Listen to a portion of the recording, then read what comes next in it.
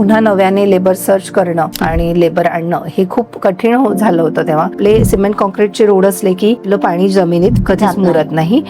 Blocks मधून तुमचं पाणी हे जमिनीत मुरत असतं. म्हणजे आपण भूगर्भ जल पातळी आपण मेंटेन करू शकतो. रॉ मटेरियल तुमचं किती चांगल्या क्वालिटीचं आहे हे खूपच महत्वाचं आहे. कारण रॉ मटेरियल जर आपलं खराब असेल, कच्चं असेल, तर आपण चांगलं प्रोडक्ट बनवू शकत नाही. हिंदीमध्ये कहावत आहे की महंगा रोए एक बार और सस्ता रोए बार बार. मॅन्युफॅक्चरिंग मध्ये यायचं असेल तर नुसतं फक्त मॅन्युफॅक्चरर होऊन चालणार नाही, तर त्याला चारी बाजूंनी सगळ्या गोष्टींकडे लक्ष द्यावं लागणार आहे. ते म्हणजे संघर्ष संपत नाहीच. जर आपल्याला काही स्वप्न पूर्ण करायचं असेल तर संघर्षाशिवाय आपण ते स्वप्न पूर्ण करू शकत नाही. उद्योगिनीचा प्रवास हा एका रोलर कोस्टर सारखा आहे.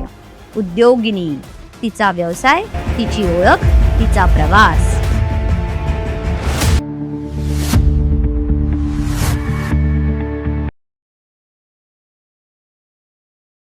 नमस्कार.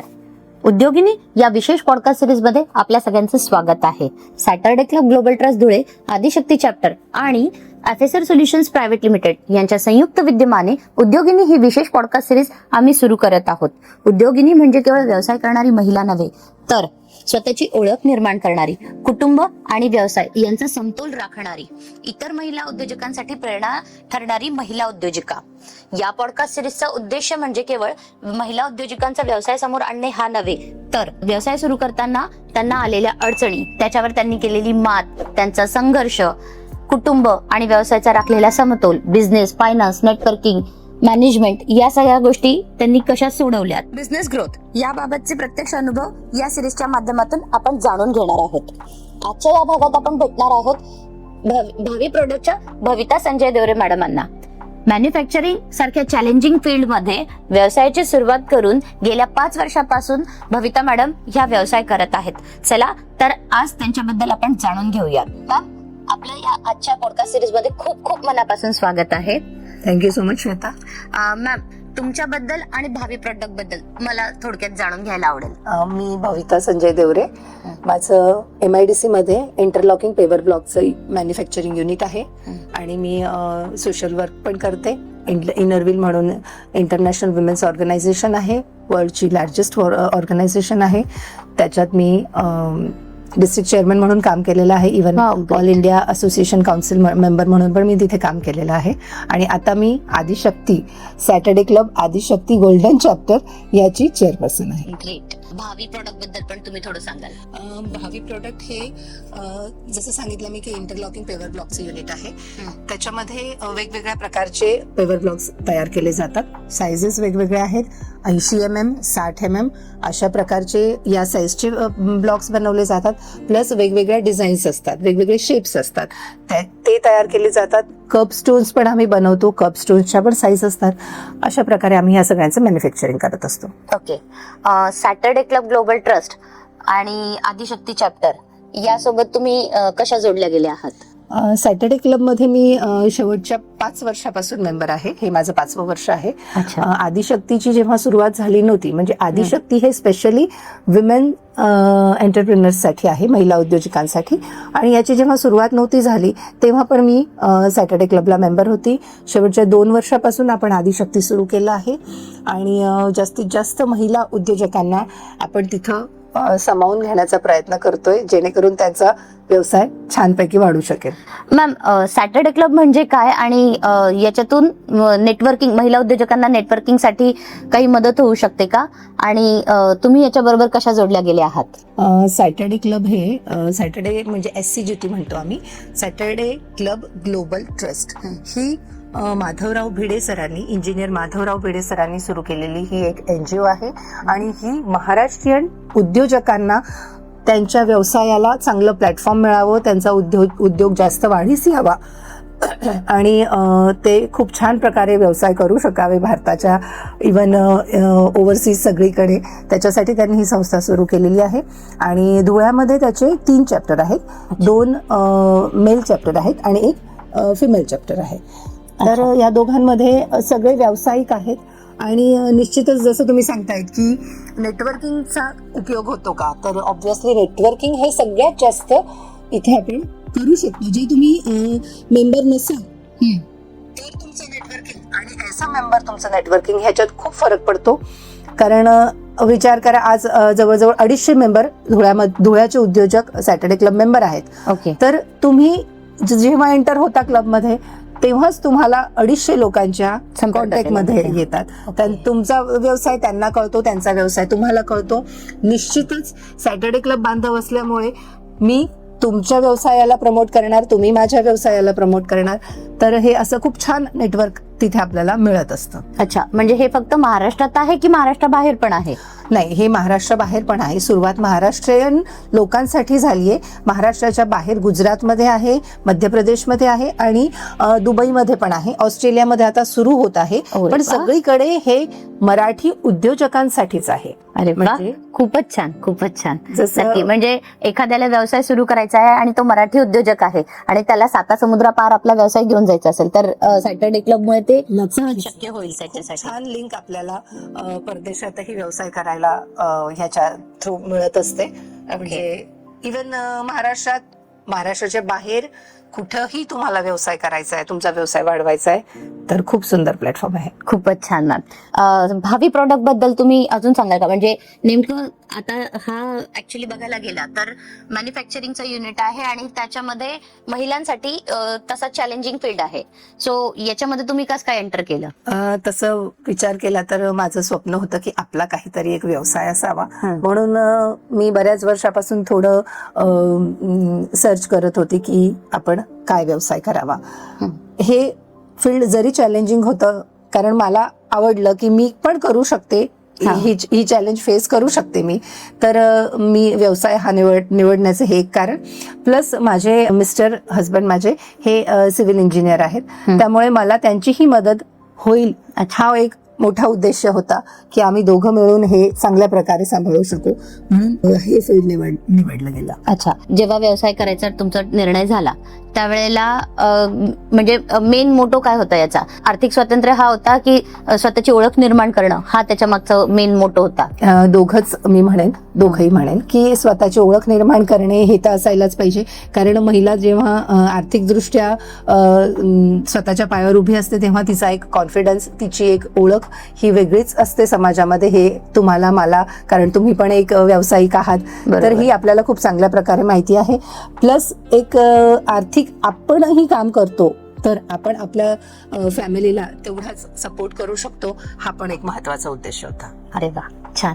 मॅम, याच्यामध्ये मला असं विचारायचं आहे की जेव्हा तुम्ही हा व्यवसाय करायचा निर्णय घेतला त्यावेळेला याची पहिली पायरी कोणती होती? म्हणजे जागेची निवड तुमची पहिली पायरी होती की मशिनरी इन्स्टॉलेशन तुमची पहिली पायरी होती की मार्केट रिसर्च ही तुमची पहिली पायरी होती? सगळ्यात आधी तर मार्केट रिसर्च केला. अच्छा. वेगवेगळ्या ठिकाणी वेगवेगळे युनिट्स बघितले, ऑनलाईन सेशन्स पण स्टडी केले बरेच, आणि कधी कधी कुठे प्रवासात असताना, बाहेर गावाला जाताना किंवा स्पेशली जाऊन पण जिथे मॅन्युफॅक्चरिंग युनिट होते ते मी स्टडी केले, त्यांच्याशी बोलले बऱ्याच वेळा, बऱ्याच आयडियाज त्यांच्याकडनं घेतल्या, बऱ्याच माझ्या शंका कुशंका मी तिथे सॉल्व्ह केल्या. आणि नंतर मग आपण प्रॉपर हाच व्यवसाय आपण करूया हे ठरवलं. आणि त्याच्यानंतर ऑब्व्हियसली थोडं माझं सुरुवातीला एक माझ्याकडनं चूक झाली की आधी आम्ही मशीन परचेस करून घेतलं आणि जागेची निवड करताना आम्हाला थोडा तेव्हा त्रास झाला आणि काही कारणास्तव मशीन आणून, पूर्ण मशिनरी आणून ही 7-8 महिने तशीच पडून होती. आणि त्याच्यानंतर मग आम्हाला सुरुवात फायनान्शियल एक सेटबॅक बसला तुम्हाला? सेटबॅक बसला, म्हणजे सुरुवात करतानाच आपल्याला एक धक्का बसला. हा, म्हणजे निवड प्रक्रिया पण योग्य झाली पाहिजे असं तुम्ही सांगाल? योग्य सिरीज मध्ये झाली पाहिजे. अच्छा, हा, म्हणजे तुमच्या मते आधी ही जी सिरीज तुमची चुकली ती बाकी इतर कोणाची पॅरेलली आपण आपली जागा पण बघितली पाहिजे. ऍक्च्युली आम्ही जागा बघितली होती, पण ते स्वतःची जागा घेणं हा आधी आपण विचार केला, पण ते फायनान्शियली तेवढं पॉसिबल नव्हतं, कारण तेवढं बजेट आपण म्हणजे माझं नव्हतं तेव्हा की मी हे करू शकेन असं.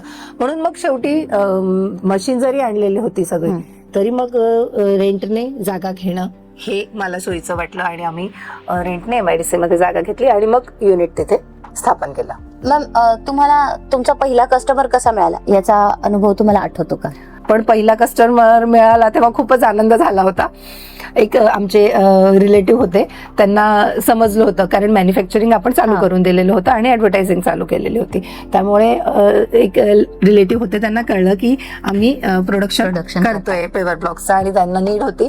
त्यांनी लगेच आम्हाला कॉन्टॅक्ट केला आणि आम्हाला ऑर्डर दिली होती. तर खूप आनंद झाला होता पहिल्या ऑर्डरचा जास्त करून. म्हणजे आठवणीतली ती ऑर्डर आहे. आठवणीतली ऑब्व्हियसली. ओके. असं तुम्हाला कधी झालंय का की आता व्यवसाय सुरू केल्यानंतर की नाही आता हे आपल्याकडून शक्य नाहीये, आता आपण इथे थांबायचं, पण नाही मला थांबायचं नाहीये इथे म्हणून तुम्ही पुन्हा कमबॅक केलं आणि व्यवसाय आता चालू आहे, असं कधी झालंय का? हो, असं मला 2 वेळा वाटलं, कारण आता व्यवसाय सुरू करून जवळजवळ 4.5 वर्ष झाले, 5वं वर्ष आहे हे.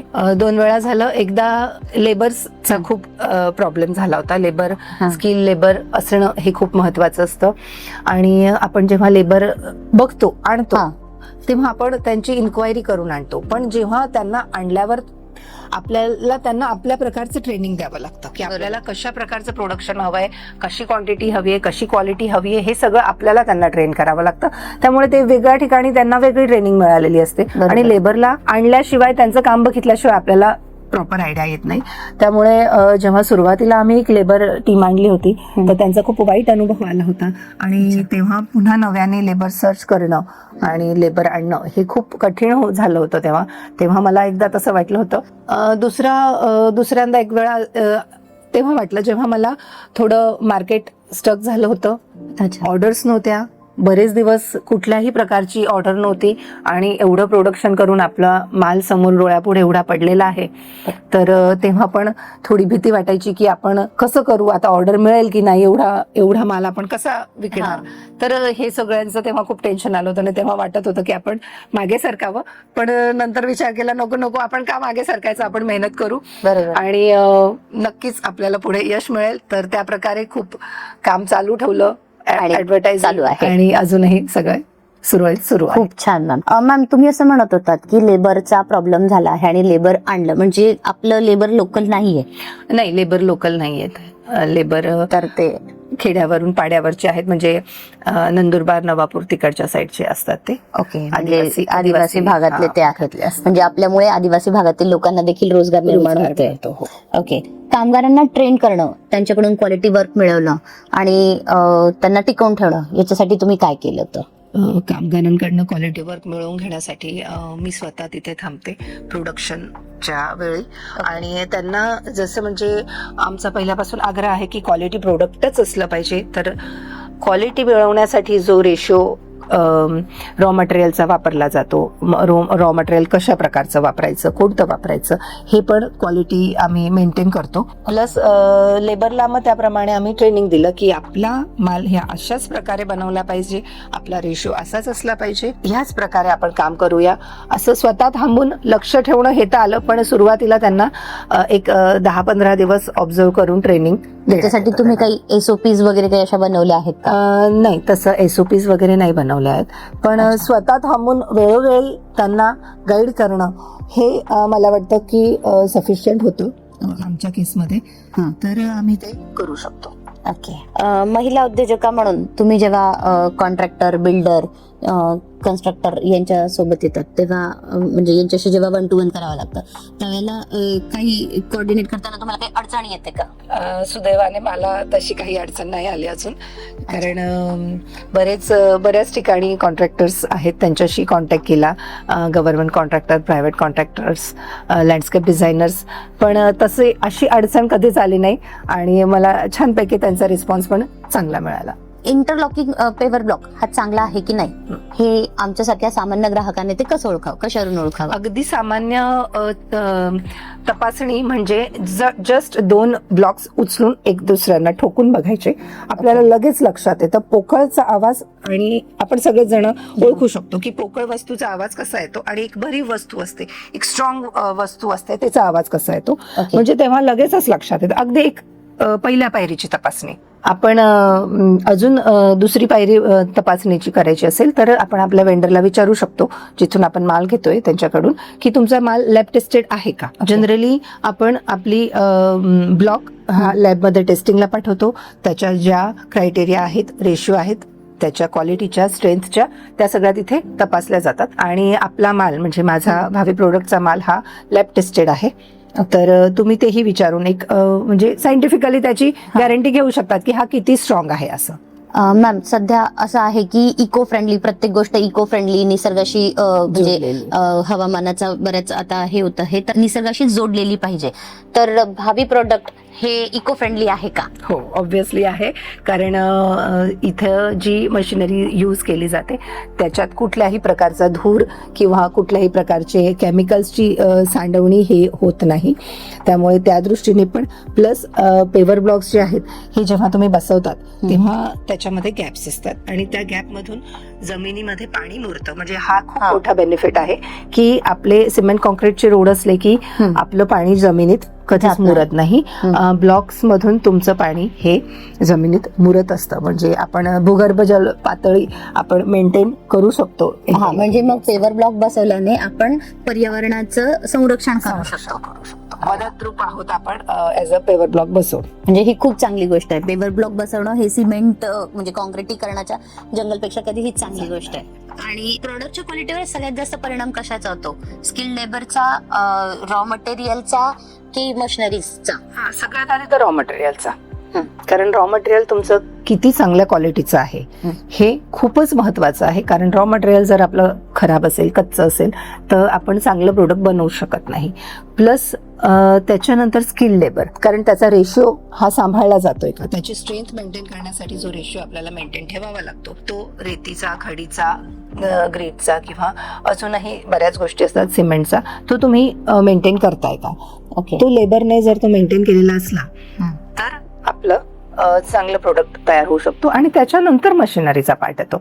मग मशिनरी चांगल्या प्रकारे मेंटेन असली पाहिजे. मशिनरी तर आहेच पण ती मेंटेन असली पाहिजे, खराब झालेली नको, नाहीतर त्याचा इम्पॅक्ट त्याचा इफेक्ट होणार. अच्छा, अनेक वेळा असं होतं की मार्केटमध्ये कमी रेटमध्ये माल मिळतो, पण मग क्वालिटी आणि रेट याच्यामध्ये ग्राहकांनी काय निवडावं? क्वालिटी आणि रेट मध्ये निवडायला सहसा किंवा कसं याची निवड करावी? असं सहसा स्वाभाविक आहे, कस्टमरला कमी रेंज असणारी प्रोडक्ट आवडते. आपण 4 ठिकाणी भाव विचारतो. बरोबर. कोणाचा रेट कमी आहे, आपण एक दुसऱ्यांचे रेट कोटेशन मागून कम्पेअर करतो. बरोबर. कोटेशन दिलं जातं, रेट कम्पेअर होतात. साहजिक आहे, आपण म्हणतो तुमचा रेट कमी आहे तर आपण तुमचा माल घेऊया. पण तो घेताना त्याची क्वालिटी कशी आहे हे खूपच महत्वाचं आहे. कारण रेट कमी असला आणि आपण ती वस्तू घेतली ती, आणि हे पेवर ब्लॉक अशी वस्तू आहे की ती काही लगेच तुम्ही चेंज नाही करू शकत. ती वर्षानुवर्ष टिकते. वर्षानुवर्ष त्याची स्ट्रेंथ, त्याची क्वालिटी तशीच मेंटेन राहावी, हेच ह्याचं उद्देश आहे. ओके. जर तुम्ही रेट मध्ये कॉम्प्रोमाइज करून क्वालिटी उत्तम देत नसाल तर कस्टमरला ती 1-2 वर्षात पुन्हा चेंज करावं लागेल. म्हणजे त्यांना पुन्हा ते चेंज केल्यावर पुन्हा दुसरा नवीन रेट द्यावा लागेल, तर ते शेवटी महागातच पडतं. ओके. म्हणून ज्यांचा रेट ही रिझनेबल असेल आणि ज्यांची क्वालिटी ही उत्तम असेल अशाच आपण वेंडरकडनं माल घेतला पाहिजे नक्की. आणि क्वालिटी म्हणजे रॉ मटेरियलवर क्वालिटी डिपेंड असते. बऱ्याच वेळा रॉ मटेरियल उत्तम नसतं, प्लस त्याचा रेशिओ हा प्रॉपर नसतो, त्याच्यामुळे त्यांचा तो रेट थोडा कमी असतो. प्लस क्वालिटी दोघंही आपण चेक करायला हवं. अच्छा, म्हणजे थोडक्यात ते असं एक हिंदीमध्ये कहावत आहे की महंगा रोए एक बार और सस्ता रोए बार बार. सो सगळ्यांनी घेताना क्वालिटेटिव्ह प्रॉडक्ट कडेच घेतलं पाहिजे, भले ते 2 पैसे रेट एक्स्ट्रा गेलं तरी चालेल. कारण आपली वस्तू तशी आहे ना की आपण सारखं चेंज नाही करू शकत त्या गोष्टीला. ओके. थोडंसं लाईट असलं तर आपण ठीक आहे, चला आता फॅशन आहे आणि आपण हा घेतलं आणि नंतर पुन्हा चेंज करून नवीन घेऊ, अशी गोष्ट नाहीये ती. मॅम, आता आम्हाला जर आमच्या घराचं कन्स्ट्रक्शन करायचं असेल तर त्या ठिकाणी खाली गार्डन वगैरे या ठिकाणी पेवर ब्लॉक बसवावं की टाईल्स बसवाव्यात, याबद्दल तुम्ही काय सजेस्ट कराल? मी असं सांगेल की टाईल्स, म्हणजे याच्यात टाईल्सला ऑप्शन पेवर ब्लॉक आहे. आणि आपण का पेवर ब्लॉक बसवायचा, तर मी असं सांगेल की पेवर ब्लॉकचे बेनिफिट्स असे आहेत की पेवर ब्लॉक हा तुम्ही केव्हाही कुठलाही पार्ट तुमचा तुटला, टाईल्सचा तुटला तर आपल्याला ती टाईल्स सेम 2 वर्षांनी तुटला तर मॅच करणं हे कठीण जातं कधी कधी, की सेम टाईल्स आपल्याला मिळत नाही 2 वर्षानंतर, 3 वर्षानंतर. आणि एक तुटली तर ती एकच काढून पुन्हा तेवढी तीच बसवणं, तर त्याला पॉसिबिलिटी असतात की आजूबाजूच्या टाईल्सला पण क्रॅक जाऊ शकते काढताना, नवीन बसवताना. ओके. जेव्हा पेवर ब्लॉकचा असा आहे सगळ्यात मोठा बेनिफिट हाच आहे की आपण त्यांना जेवढे तुटलेत तेवढे काढून आपण ते पुन्हा दुसरे लावू शकतो.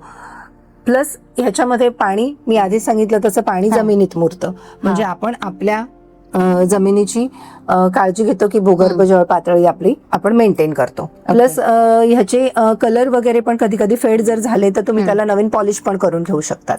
ओके. तर ते पुन्हा नव्यासारखे नव्यासारखे चमकायला दिसतात. लागतात. हो, म्हणजे इन शॉर्ट याच्याने जमीन से जुडे रहे असं. जमीन से जुडे रहे. येस. बरोबर, असं करता येऊ बरोबर. शकतं. मॅन्युफॅक्चरिंग युनिट मधला सगळ्यात टफ पार्ट काय असतो? मॅन्युफॅक्चरिंग करणं, माल मॅन्युफॅक्चर करणं, तो मार्केटमध्ये पोहोचवणं, की त्याच्यासाठी अजून काही गोष्ट आहे? तसं तर सगळंच महत्वाचं आहे, कारण मॅन्युफॅक्चरिंग करून ठेवून देणं हे पण चालणार नाही.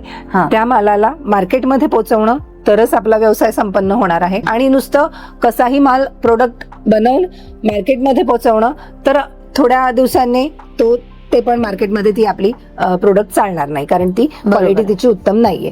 म्हणजे मॅन्युफॅक्चरिंग पासून तर मार्केट पर्यंत हे सगळंच म्हणजे एका cover नव करावं उद्योजकाला तुमच्याकडून तुम्ही असं म्हणू इच्छितात का की फक्त मॅन्युफॅक्चरिंग मध्ये यायचं असेल तर नुसतं फक्त मॅन्युफॅक्चरर होऊन चालणार नाही, तर त्याला चारही बाजूंनी सगळ्या गोष्टींकडे लक्ष द्यावं लागणार आहे.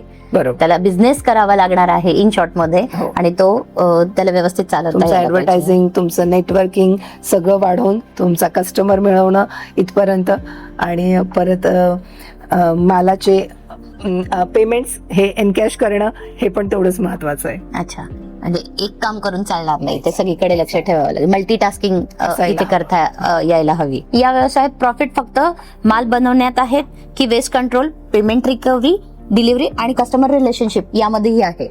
याच्यामध्ये वेस्ट मॅनेजमेंट हे पण खूप महत्वाचं आहे, कारण वेस्ट माल झाला तर आपण कोणाला कस्टमरला तो सेल करू शकत नाही आणि त्याला मग पुन्हा रिप्रोडक्शन त्याचं करावं लागतं. त्याच्यामुळे ते आपली सगळी मेहनत, सगळा माल, कच्चा माल सगळंच वाया जातं. वेळ वाया जातो, लेबर्सचे पेमेंट्स असतात, ते सगळंच वाया जातं.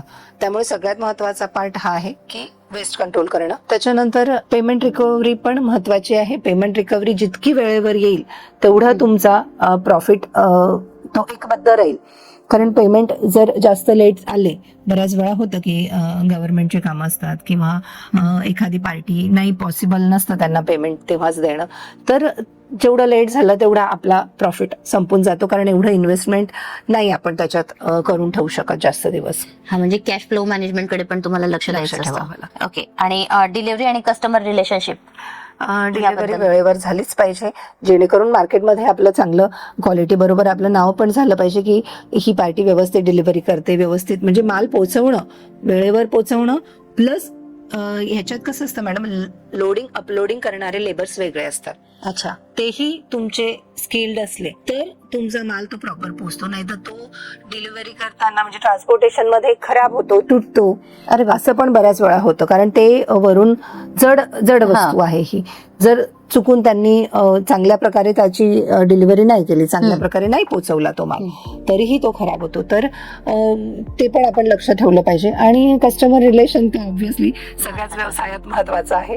आपण किती जपतो कस्टमर हे खूप महत्वाचं आहे. हा, म्हणजे कस्टमर असेल तर पुढच्या वेळेला आपल्याला ऑर्डर मिळेल. सो कस्टमर रिलेशनशिप ही तितकंच महत्वाचं आहे. मग तुमच्या कस्टमर मध्ये खाजगी ग्राहक आहेत, त्यानंतर तुमचे बिल्डर आहेत, कॉन्ट्रॅक्टर आहेत, लँडस्केपर्स आहेत.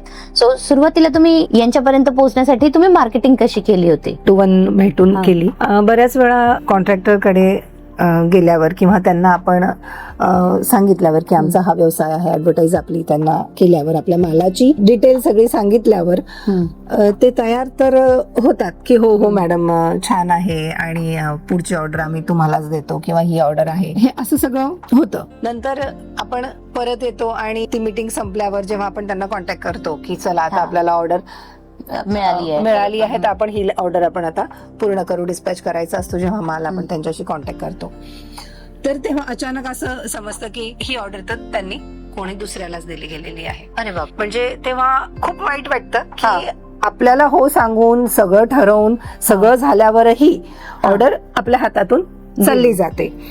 तर अशा वेळी म्हणजे खरंच खूप त्रास होतो, कारण आपण सगळं कॅल्क्युलेशन केलेलं असतं मालाचं, इव्हन कॉस्टचं सगळं केलेलं असतं, आणि जेव्हा ऑर्डर जाते ती एक वाईट क्षण असतो. पण आपल्याला तो फेस करून परत पुन्हा मार्केटिंग करावं करावंच लागतं हा. आणि पुन्हा दुसरे कस्टमर मिळवणं ह्याच्यासाठीचे प्रयत्न सुरू होतात. कधी कधी असं पण झालंय की कस्टमर रिपीटेडली आपल्याकडे येतो अच्छा. आणि तसेही बरेच छान अनुभव आले आणि वाईटही खूप आले की ऑर्डर कॅन्सल होणं किंवा अच्छा. दुसरीकडे दुसऱ्या जवळ जाणं अच्छा. आणि ऑर्डर स्वतःहून रिपीटेडली येणं कोणी कस्टमरची, तर मॅडम तुमचा माल क्वालिटीमध्ये खूपच छान आहे असं आम्ही रेफरन्स थ्रू ऐकलं आहे आणि आम्हाला तुमचाच माल हवाय. दुसरे कस्टमर एक असे होते की त्यांनी नाही, आम्ही त्यांच्या साईटवर आमचे माल टाकून पुन्हा दुसऱ्या साईटसाठी पण त्यांनी आमच्याचकडून माल घेतलेला आहे. म्हणजे असं कारण आपण दोघी अनुभव येतात, कुछ खट्टा कुछ मीठा. सोशल मीडिया मार्केटिंग जेव्हा केली सोशल मीडियावर तेव्हा इन्क्वायरी खूप येतात. म्हणजे इव्हन MIDC मध्ये जे ऍडव्हर्टाईज लावलेले असतात, सोशल मीडियाच्या ज्या ऍडव्हर्टाईज असतात त्याच्या फोन नंबरवरून इन्क्वायरीज खूप येतात. पण तरीही माझं असं म्हणणं आहे की सोशल मीडिया मार्केटिंगने जास्त प्रमोशन किंवा जास्त ऑर्डर्स मला नाही मिळाल्या. मला 1 to 1 करून जेवढं आपण समोरच्याला आपल्या व्यवसायाबद्दल समजवू शकलो, सांगू शकलो, त्याच्याने ज्या ऑर्डर मिळाल्या ह्या जास्त आहेत. सोशल मीडियाने थोडं प्रमाण कमी आहे. अच्छा. तुम्ही आता मगाशी म्हणत होतात की काही ऑर्डर त्या कॅन्सल होऊन जातात. सो काही ऑर्डर डेफिनेटली क्लायंटच्या याच्यामुळे कॅन्सल होतात. पण असं कधी तुम्ही त्याचा रिव्ह्यू घेण्याचा प्रयत्न केला, म्हणजे त्याच्यातून तुम्हाला काही शिकायला मिळालं का, किंवा तुम्ही असं फॉलोअप घेतात का की ही ऑर्डर कॅन्सल कशामुळे झाली असं? हो, आम्ही घेतला आहे तसा अनुभव आणि तसे इन्क्वायरी पण केली की का आपलं ठरलं होतं, मग तुम्ही का दुसरीकडे माल दिला. तर 1-2 ठिकाणी सेम रिझन मिळालं की दुसऱ्यांचे रेट कमी होते. अच्छा. म्हणजे रेट मध्ये आपण जास्त आहोत आणि ते कमी आहेत असा एक मेसेज होता. पण तुम्हाला मला सांगायला नक्कीच आवडेल की तसेही ऑर्डर मधून एक ऑर्डर आमच्याकडे पुन्हा आली होती की मॅडम खरंच आम्ही उगाच तिकडनं माल घेतला, तुमच्याचकडनं घ्यायला पाहिजे होता, कारण आम्हाला क्वालिटी नंतर लक्षात आली. म्हणजे तेव्हा ऑर्डर गेल्याचं दुःख असतं, पण जेव्हा ते पुन्हा येतं अप्रिसिएशनचा एक कॉल येतो की तुमच्याकडनं घ्यायला हवा होता, तेव्हा खूप आनंद झाला की चला काही हरकत नाही, ऑर्डर गेली पण त्यांच्याही लक्षात आलं आणि मार्केटमध्येही कळलं की ह्यांचा माल उत्तम असतो. असं खूपच छान. हा ग्राहकांचा विश्वास जो आहे भावी प्रॉडक्टवर तो टिकवून ठेवण्यासाठी तुम्ही वेगळे काही एफर्ट्स घेतात का? एफर्ट्स म्हणजे सगळ्यात जास्त तर आमचं लक्ष प्रोडक्शनवरच आहे की प्रोडक्शन जेवढं चांगलं असेल तेवढं आपण चांगल्या प्रकारे व्यवसाय करू शकू, म्हणून फर्स्ट प्रायोरिटी त्याची आहे. मॅम, घर, मॅन्युफॅक्चरिंगचा बिझनेस आणि कुटुंब या सगळ्या गोष्टींची जेव्हा तुम्ही या सगळ्यासोबत काम करत असता त्या याच्यात सगळ्यात मोठी लर्निंग काय आहे तुमच्यासाठी? सगळ्यात मोठी लर्निंग टाइम मॅनेजमेंट म्हणेल मी, की टाइम मॅनेजमेंट आपण आधी शिकलं पाहिजे आणि केलं पाहिजे, तर आपण सगळीकडे व्यवस्थित समतोल साधू शकतो. कारण घरातून फुल्ली सपोर्ट सगळ्यांना माझ्यासारखा कदाचित नसेल. मला माझा सासूबाईंचा, माझ्या मिस्टरांचा, माझ्या मुलीचा सगळ्यांचा सपोर्ट आहे व्यवसायासाठी, म्हणून माझ्यासाठी ते सोपं होतं. अच्छा. पण ते सांभाळणं प्लस आपलं प्रोडक्शन सांभाळणं, प्रोडक्शनच्या ठिकाणी स्वतः उभं राहणं, मालासाठीचे पेमेंट्स करणं, म्हणजे बँकेची कामं करणं, अकाउंट्सची कामं बघणं आणि प्लस आपली पेमेंट रिकव्हरी सांभाळणं, ह्या सगळ्या गोष्टी मॅनेज करून आपली सामाजिक लाईफ पण प्रॉपर प्रकारे सांभाळणं. तर टाइम मॅनेजमेंट असलं तर आपण ते सगळं खूप छान प्रकारे करू शकतो. म्हणजे बरीच मोठी कसरत तुम्हाला या सगळ्या गोष्टीतून करावी लागते आणि तुम्ही ह्या यशस्वीरित्या या सगळ्या गोष्टी मॅनेज करून स्वतःसाठी आणि समाजकार्यासाठी पण वेळ देत आहात. खूपच मोठी गोष्ट आहे मॅम. या व्यवसायामुळे तुमचा स्वतःचा कॉन्फिडन्स बिल्डअप होतोय का? हो, तशी मी कॉन्फिडंट आहे, कारण मला असं वाटतं. पण व्यवसाय जेव्हापासून मी करायला लागले तेव्हापासून माझा कॉन्फिडन्स ऑब्व्हियसली वाढला आहे.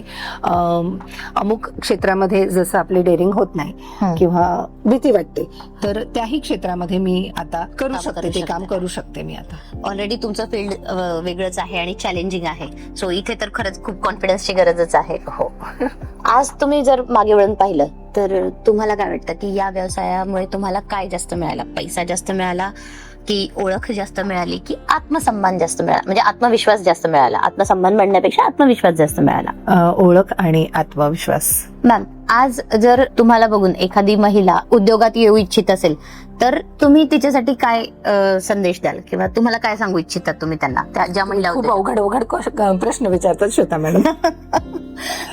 मी महिला उद्योजकांना असंच म्हणेन की त्यांनी अजिबात कुठल्याही क्षेत्रात व्यवसाय करण्याची त्यांना इच्छा असेल, स्वप्न असेल त्यांचं, तर न घाबरता त्यांनी ते पूर्ण करावं. पूर्ण करण्याआधी त्यांनी त्याच्यात सुरू करण्याचा नक्की प्रयत्न करावा, कारण संघर्ष हा त्याच्यात होणारच आहे, येणारच आहे. माझंच उदाहरण आता तुम्ही विचारता म्हणून मी सांगते की मी गुजरातमध्ये लहानाची मोठी झाली, माझं एज्युकेशन तिथे झालं आणि मी अचानक महाराष्ट्रात आली. तर महाराष्ट्रात माझा हा संघर्ष सुरुवातीपासून म्हणजे घरापासनं, स्वयंपाकापासनं, कारण आवडी निवडी, तिकडचं खानपान इकडचं खानपान वेगळं, सगळंच चेंज आहे. विचारांची थोडीशी हे वेगळी आणि सगळ्याच कामांचा प्रकार वेगळा, बऱ्याच गोष्टी अशा होत्या की ज्या तिकडे वेगळ्या आणि इकडे वेगळ्या. तर त्या आपण आज लाईफमध्ये सेटल होताना त्या संघर्ष करून त्या आपण मॅच करून पुढे येतो. आणि आज आता मी माझा स्वतःचा व्यवसाय करते आहे आणि त्याच्यातही येणारे संघर्ष मी अगदी छान प्रकारे फेस करते. म्हणजे संघर्ष संपत नाहीच कोणाचाच, कुठलाच. आणि नवीन कार्यातला तर मला वाटतं जर आपल्याला काही स्वप्न पूर्ण करायचं असेल तर संघर्षाशिवाय आपण ते स्वप्न पूर्ण करू शकत नाही. म्हणून मी सगळ्या महिलांना सांगेन की स्वप्न बघायला अजिबात घाबरू नका आणि ते पूर्ण करण्यासाठी जीही धडपड लागली ती नक्की करा. त्याच्याने आपलाच आत्मविश्वास वाढणार आहे. आपण समाजासाठी एक उत्तम उदाहरण होऊ शकू, कारण तुम्ही महिला, तुम्हाला बघून दुसऱ्या 2 महिला ह्या प्रेरित होतील. मी पण श्वेता मॅडमला बघून बऱ्याच गोष्टी छान शिकली आहे आणि शिकत आहे अजूनही, की श्वेता मॅडम किती छान प्रकारे त्यांचा व्यवसाय करताय, किती छान प्रकारे त्या फॅमिली सांभाळताय आणि किती छान प्रकारे इव्हन माझा पॉडकास्ट पण थँक्यू हे करतायत. तर असं महिलांनी कुठंच मागे वळून बघायला नको. मॅम, शेवटी उद्योगिनी, तिचा व्यवसाय, तिची ओळख आणि तिचा प्रवास, या वाक्याशी तुमचा प्रवास कसा जोडला जातो? उद्योगिनी मी असं म्हणेल की मी आता सुरुवात केली आहे व्यवसायाची आणि तो प्रवास हा एक खूप छान, आपल्याला खूप शिकवून जाणारा, किती आपण पेशन्स ठेवले पाहिजे, कुठल्या प्रकारचे ठेवले पाहिजे, कुठे व्यक्त झालं पाहिजे, कुठे शांतपणे ते सांभाळलं पाहिजे, असा कोऑर्डिनेट सगळ्याच कामांचा साधून. कारण बऱ्याच वेळा असे प्रसंग येतात की आपण एक तर टेन्शन मध्ये येऊन जातो, एक तर आपण संतापून जातो, आपल्याला खूप राग येतो किंवा आपल्याला खूप वाईट वाटतं, टेन्शन येतं. तर तेव्हा पण आपण तो प्रवास आपला सुरळीत चालला पाहिजे. म्हणजे उद्योगिनीचा प्रवास हा एका रोलर कोस्टर सारखा आहे आणि त्याच्यातूनच तिची एक ओळख निर्माण होते. त्या रोलर कोस्टर मध्ये फिरून अरे वा, स्वतःला सांभाळून. खूपच छान मॅम, तुम्ही खूप छान पद्धतीने समजवलं आहे. एक छोटासा रॅपिड फायर राऊंड आपण घेऊया. तुम्ही काहीही विचारता. बिझनेस मध्ये सर्वात महत्वाचं काय आहे, पैसा, धैर्य की पेशन्स? धैर्य आणि पेशन्स. पहिला कस्टमर की पहिला प्रॉफिट? जास्त आनंद कशाचा झाला? कस्टमर. मॅन्युफॅक्चरिंग बिझनेस मधील एक मोठा गैरसमज कोणता? मॅन्युफॅक्चरिंग करणं पुरेसं आहे, म्हणजे प्रोडक्शन करणं पुरेसं आहे, हा एक गैरसमज आहे. तुमच्या मते गुड प्रॉडक्ट म्हणजे काय? Obviously quality. महिला उद्योजिकेची सर्वात मोठी ताकद कोणती? हिम्मत. भावी प्रॉडक्ट एका शब्दात? Quality and strength. तुमचा बिझनेस मंत्र काय आहे? माझा बिझनेस मंत्र तोच आहे की मी सगळ्यांना क्वालिटी प्रोडक्ट देऊ शकतो. मॅम, आजच्या या पॉडकास्ट मध्ये तुम्ही खूप छान पद्धतीने माहिती दिली. तुमचं खूप खूप मनापासून धन्यवाद. कन्क्लूड करताना तुम्हाला इथे काही बोलावंसं वाटतंय का? या पॉडकास्टच्या निमित्ताने मी सगळ्या महिला उद्योजकांना Saturday club Adishakti golden chapter मध्ये इन्व्हाइट करते की सगळ्या उद्योजिका ह्या सॅटर्डे क्लबच्या आदिशक्ती चॅप्टर मध्ये जॉईंट व्हा. जे कोणी मेल बघत असतील उद्योजक तर त्यांनीही सॅटर्डे क्लब जॉईन करावा, कारण सॅटर्डे क्लब हे इतकं सुंदर प्लॅटफॉर्म आहे आपला व्यवसाय वाढवण्यासाठी, नेटवर्किंग वाढवण्यासाठी, आपला स्वतःचा कॉन्फिडन्स वाढवण्यासाठी आणि व्यवसायात येणारे चढ उतार चांगल्या प्रकारे आपण फेस करू ह्याच्यासाठी पण आपल्याला इथून खूप छान मदत मिळते. तर नक्की तुम्ही सगळे व्यावसायिक आमंत्रित आहात सॅटर्डे क्लबच्या प्लॅटफॉर्मवर, तर तुम्ही जॉईन करा. आणि थँक्यू सो मच. अजून मी एक सांगेल की श्वेता मॅडम, मी तुमचं आणि अफेसर सॉल्युशन्सचं खूप खूप आभार व्यक्त करते संपूर्ण आदिशक्ती चॅप्टरकडनं की तुम्ही आदिशक्ती बरोबर हे पॉडकास्ट सिरीज सगळ्या महिला उद्योजकांसाठी जी सुरू केली आहे ती खूप प्रेरणादायी ठरेल. आणि अशीच इच्छा आहे की जास्तीत जास्त महिला उद्योजक हे पॉडकास्ट सिरीज बघून प्रेरित होतील आणि स्वतःच्या पायावर स्वतःचा उद्योग सुरू करतील. ह्या आपण शुभेच्छा व्यक्त करू. Thank you ma'am, thank you so much. धन्यवाद.